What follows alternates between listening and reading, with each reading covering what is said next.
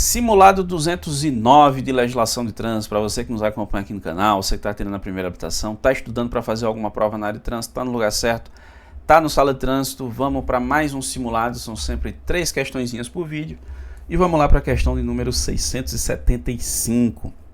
A questão número 675 é a seguinte, ó. Pessoa que dirija veículo automotor em via pública sem ter permissão para dirigir ou carteira nacional de habilitação responderá por infração penal e administrativa, ainda que a conduta não gere perigo de dano. Rapaz, essa é boa, viu? Essa é boa. Vamos lá para aqui para a explicação. Veja só, o cara não tem habilitação, está na via pública sem habilitação. Quais seriam as consequências? Bom, primeiro, a infração administrativa ela é indiscutível. Artigo 162, inciso 1 do CTB. Aqui, meu amigo, é caneta, não tem nem o que discutir. Infração gravíssima, multa de R$ 880,41. Esse dia o cara me mandou até gravei por sua dúvida, a pergunta dele. Ele levou 3 canetadas dessa, velho, de dirigir sem habilitação. Preço de uma habilitação praticamente, né? Tá vendo? E aqui não tem pontuação, porque o cara olha a infração gravíssima e pensa logo nos 7 pontos, né? Só que não tem pontuação, exatamente pelo fato dele não ser habilitado, mas tem a medida administrativa de retenção do veículo até a apresentação de um condutor regularmente habilitado para que esse veículo seja liberado. Então, administrativamente falando, essa é a punição para o cara. Pode ter punição, sob o ponto de vista penal, criminal? Sim. Lá no artigo 309 do CTB. Aqui a pena prevista é de 6 meses a 1 ano de detenção. Crime menor potencial ofensivo. Só tem um porém, ó. Para caracterizar esse crime, o sujeito precisa estar dirigindo na via pública, e aqui ele estava, né, claro, e tem que estar gerando perigo de dano. O que é gerar perigo de dano? Olha, nas aulas eu gosto de ilustrar isso aqui, dizendo o seguinte, ó, que é qualquer anormalidade na conduta que coloque em risco a segurança viária. O que é uma anormalidade na conduta que coloca em risco a segurança viária? Cara, uma manobra, um comportamento inseguro, enfim, qualquer coisa que gere um perigo de dano. Aí perceba que a questão diz exatamente isso, ó, ele vai responder por infração penal e administrativa, ainda que a conduta não gere perigo de dano. Administrativo, sim. Agora, penal tem que gerar perigo de dano. Se não gerar perigo de dano, não tem. Se não tiver uma normalidade na conduta, só tem infração administrativa. Isso porque, para infração administrativa, o agente da autoridade de trânsito ele não avalia a subjetividade da conduta. Em outras palavras, para o agente, é como se fosse um questionário do tipo sim ou não, é ou não é. Ou seja, ele olha ali, o cara não tem habilitação. A conduta, ela se amolda a um tipo infracional. Se a resposta for sim, é caneta, velho. Ó. Se a resposta for não, ele não autua. No nosso caso aqui, a resposta é sim. Então ele vai autuar.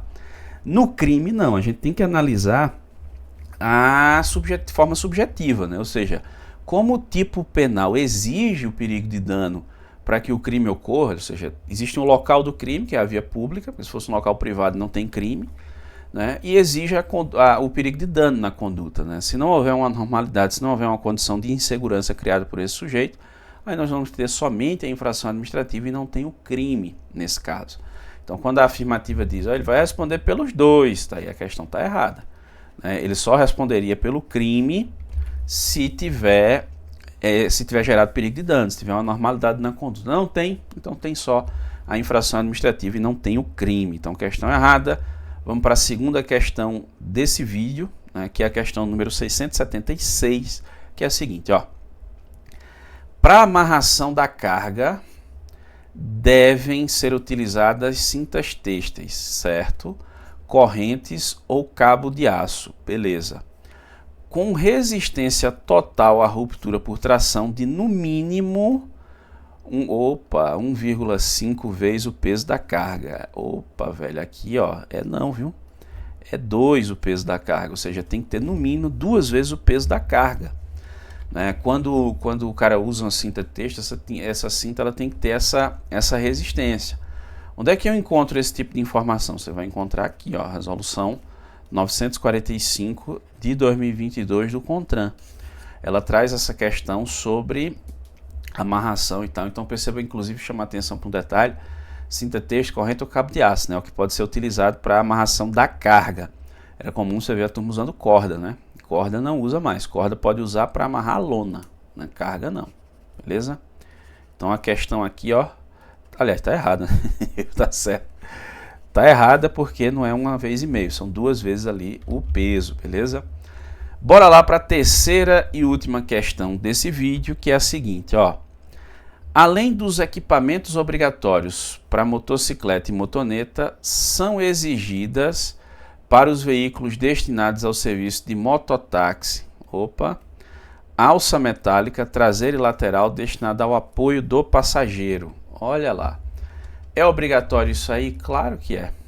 Mais uma questão de resolução aqui, ó, que é a resolução 943 de 2022 do CONTRAN.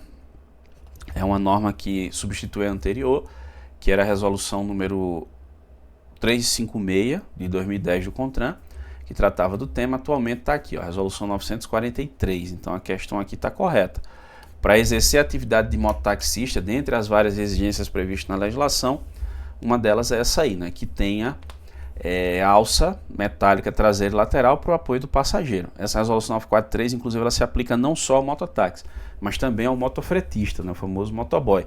Lá você tem, inclusive, as regras ali em relação ao dispositivo de transporte de carga que pode ser utilizado para esse tipo de transporte.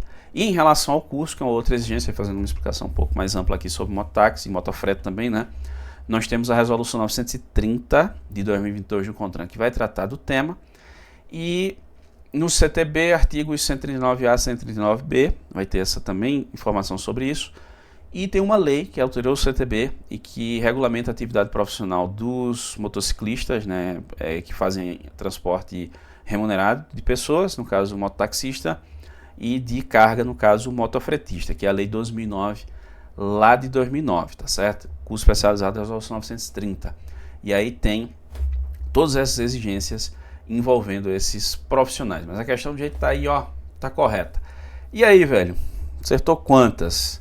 Deixa aí nos comentários, né? Se você ficou com dúvida, concorda com algo, discorda de algo, fica à vontade, vai deixando nos comentários. E se você errou, você coloca lá, o que foi que você errou exatamente? Olha, eu errei tal questão porque eu pensei que era assim, eu pensei que era isso. Porque eu vejo 100%, velho, dos comentários, das dúvidas eu respondo 100%, mesmo que se eu não souber pelo menos uma orientação de onde você tentar encontrar aquela informação, eu vou te dar. E se eu souber, eu tento ajudar de alguma forma. E quando você deixa lá, eu errei isso porque eu pensei que fosse assim, eu digo, opa, vamos pegar uma questão sobre isso, pra gente treinar essa parte aí. Bora se embora, a ideia é que você fique bem preparado para você alcançar o seu objetivo com relação aos simulados aqui, se é uma prova, é um concurso público, é a primeira habilitação, curso especializado, enfim, a ideia é tentar te ajudar, beleza?